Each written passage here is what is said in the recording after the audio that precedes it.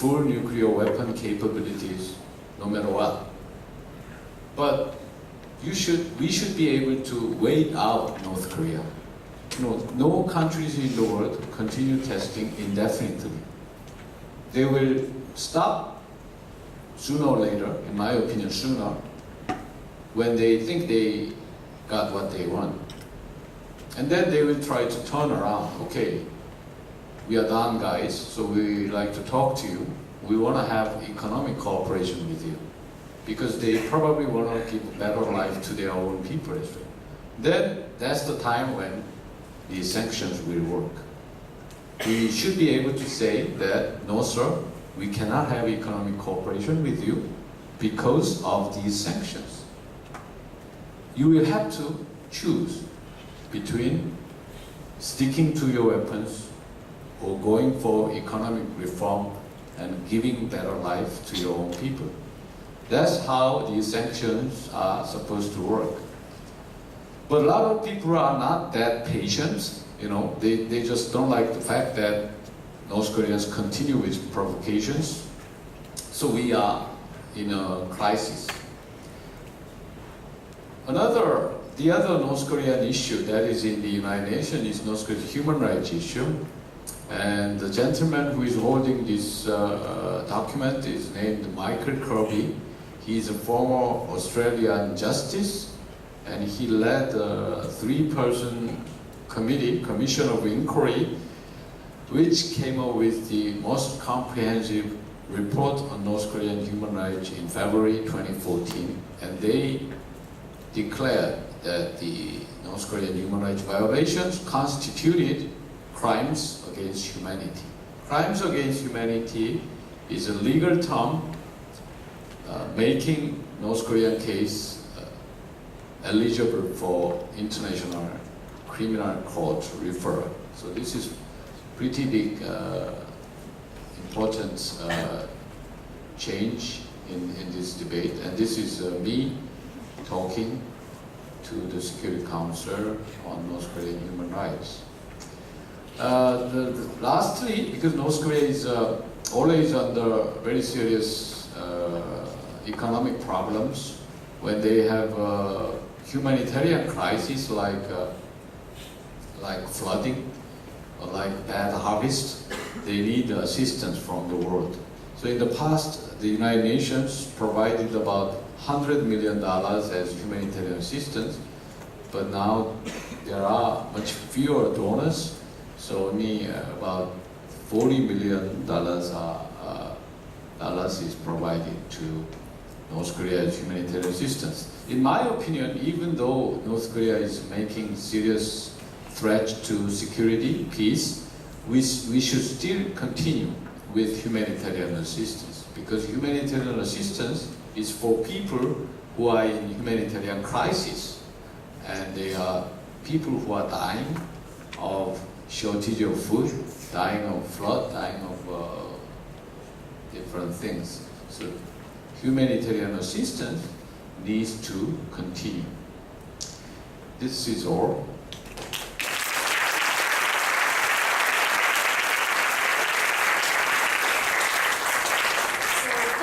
Presentation, Ambassador Oh. We sincerely appreciate your participation as well as the valuable words of advice and encouragement. So we will now proceed with a short Q&A session, and any delegates who have questions for Ambassador Oh, please raise your hand and our staff members will approach you with a microphone. And Ambassador Oh, you may choose the delegates you want to ask questions. Thank you. Oh, and delegates, please, before you ask a question, please stand up and say your name and also which country and school you are from. Thank you.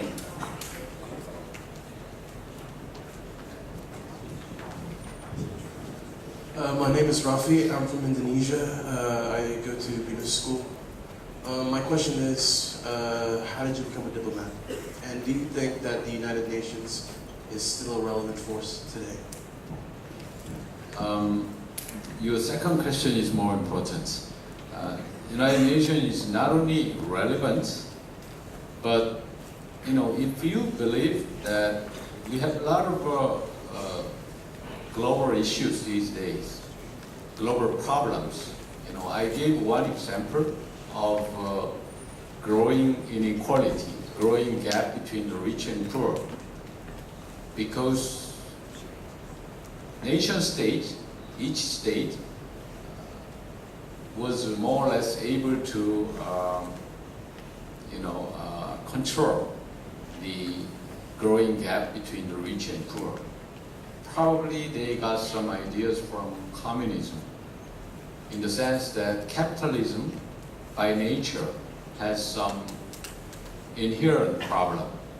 So once someone makes money, someone reaches certain stage of wealth, level of wealth, and then money makes money. So even if you don't work hard, once you reach certain level of wealth, then money gives you more money. That's not fair. So that's why communists came up. We should change this society so that nobody possesses a lot of worth. But that didn't work. That didn't work. Probably it ran counter to human nature. But free market, capitalist economies got the idea. So we adopted a lot of new policies, including progressive taxation, including social welfare. So those who are making more money have to return part of their wealth to society. But at the global level, with the process of globalization, this doesn't work. As I said, global companies can make money without much of control from government and can pay as little tax as possible.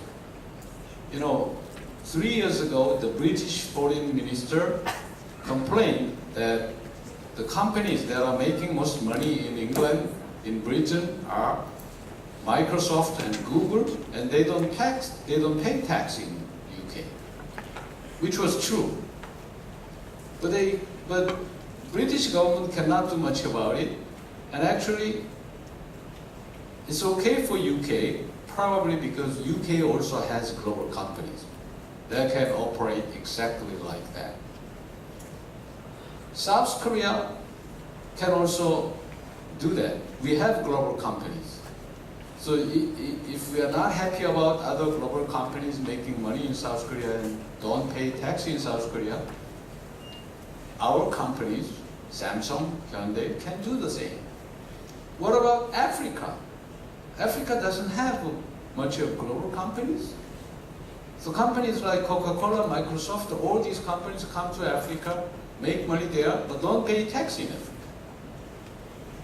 According to some research in the United Nations, if all the global companies pay tax in Africa, where they make money, then the total amount of money they will get should be larger than total international aid they are getting.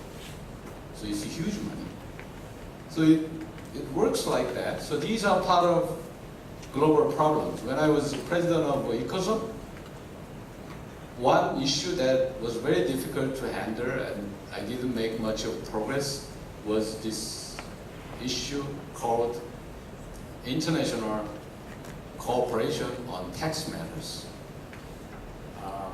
So this is just one example of global issues. There are a lot of global issues, Global issues meaning that we didn't have those problems when we didn't have this level of globalization. Those of you from Indonesia, your grandfather, in my opinion, never met any Korean in his time. My grandfather never met any Indonesian in his time. Why not? Because it's very difficult to travel. It was very difficult to travel. But nowadays you can fly from Seoul to Jakarta in 6 hours. A lot of people can have breakfast in Seoul and lunch in Jakarta. So we are living in a world that is shrinking very fast. So whether or not you like people, different people who speak different languages, who have different religion, who have different culture, and whether or not you like them, you have to live with them. That's what is called globalization. And a lot of global issues come from globalization. But we don't have global governments. So if you think we can only deal with these global issues through global cooperation, international cooperation, then you should invest in the United Nations. United Nations is, as I said, is the most universal international organization, both in terms of membership and agenda. So if you believe that all nations in the world should be united in trying to resolve these or address these global problems, then you should invest in the United Nations. I don't see any other way. You can have other forms of international institutions, but they are not as universal, as global as the United Nations.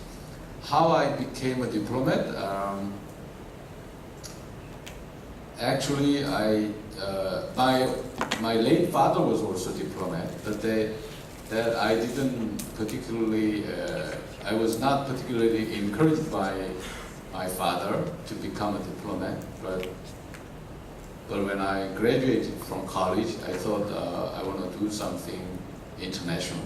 So I tried a state exam to become a diplomat, and I passed it. So I didn't think much about what I want to do with my life. But now my career ended in January this year, and that made me feel good, actually, believe it or not, because that was the first time when I thought about what I want to do with my life. I never thought about what I want to do with my life until I turned 60 years old.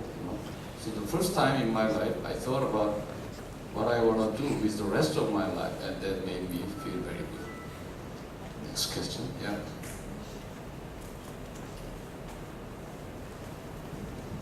My name is Chen Song, and I'm from Bugil Academy Global Leaders Program. And you just mentioned about the climate change and how to deal with the climate change problem. And you mentioned the Paris Agreement. And I recently heard that the President of the United States, Donald Trump, decided to withdraw from the Paris Agreement. I don't know if I'm right on this issue, but if that is true, if countries like the United States or the United Kingdom withdraw from such a huge agreement or treaty, how does it affect overall achievement of SDGs or participations from other countries to solve these global issues? Well, it's regrettable that the President of the United States decided to withdraw the U.S. from the Paris Agreement. Not least because, as I said, Paris Agreement and dealing with global, climate change is probably one of the most important challenges facing humanity today. But U.S. withdrawal is not the end of the world. Even if the United States withdraw from the agreement, that does not mean that the, companies in the U.S., people in the U.S., states in the U.S., they will not abide by the purpose of the agreement. Purpose of the agreement is to cut down carbon emission and stop temperature rise. If people in the United States, if companies in the United States do things the other way around, increasing their carbon emission or increasing temperature, that will damage their own people, damage their own children. So I don't think Americans are so stupid. They will not do that. Whether or not President Trump withdraw U.S. from the Paris Agreement, people in America, companies in America, I believe, will make every effort to cut down their carbon emission and, keep the temperature rise to minimum. Ambassador O, because this is an international forum, right? So please, delegates, be active in asking questions. And Ambassador, the middle, the center is the delegates. So I hope that you pick the delegates. I think you can pick No, it's for okay. me. So I hope that You have my delegation for picking the So question. anyway, I hope that the delegates may be a priority in asking questions. Thank you.